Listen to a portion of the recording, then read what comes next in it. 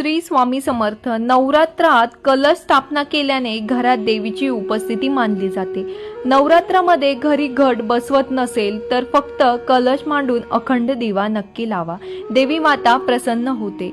कलश स्थापनेसाठी एक तांब्या घ्यायचा आहे, त्यावर कुंकूने एक स्वास्तिक काढून घ्यावा।